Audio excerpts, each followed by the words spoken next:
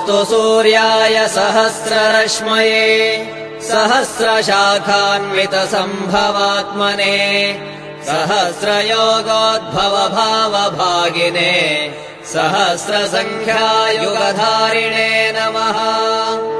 यन्मण्डलम् दीप्तिकरम् विशालम् रत्नप्रभम् तीव्रमनादिरूपम् दारिद्र्यदुःखक्षयकारणम् च पुनातु माम् तत्सवितुर्वरेण्यम्।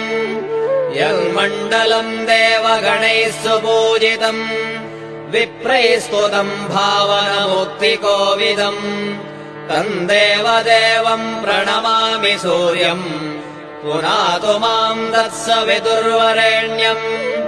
यन्मण्डलम् ज्ञानघनम् त्वगम्यम् त्रैलोक्यपूज्यम् त्रिगुणात्मरूपम् समस्ततेजोमय दिव्यरूपम् पुनातु माम् तत्सवितुर्वरेण्यम्। यन्मण्डलम् गूढमतिप्रबोधम् धर्मस्य वृद्धिम् कुरुते जनानाम् यत्सर्वपापक्षयकारणम् च पुनातु माम् तत्सवितुर्वरेण्यम्। यन्मण्डलम् व्याधिविनाशरक्षम् यदृग्यजुःसामसु सम्प्रगीतम् प्रकाशितम् येन च भूर्भुवः स्वः पुनातु माम् तत्सवितुर्वरेण्यम्। यन्मण्डलम् वेदविदो वदन्ति गायन्ति यच्चारणसिद्धसङ्घाः यद्योगिनो योगजुषाम् च सङ्घाः पुनातु माम् तत्सवितुर्वरेण्यम्।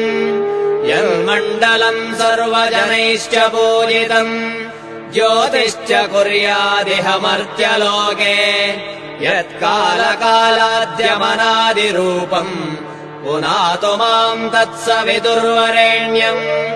यन्मण्डलम् विष्णुचतुर्मुखाख्यम् यदक्षरम् पापहरम् जनानाम् यत्कालकल्पक्षयकारणम् च पुनातु माम् तत्सवितुर्वरेण्यम्।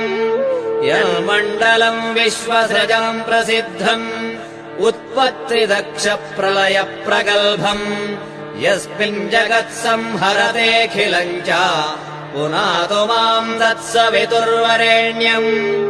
यन्मण्डलम् सर्वगतस्य विष्णोः आत्मा परम् धाम विशुद्धतत्त्वम् सूक्ष्मान्तरैर्योगपथानुगम्यम् पुनातु माम् तत्सवितुर्वरेण्यम्।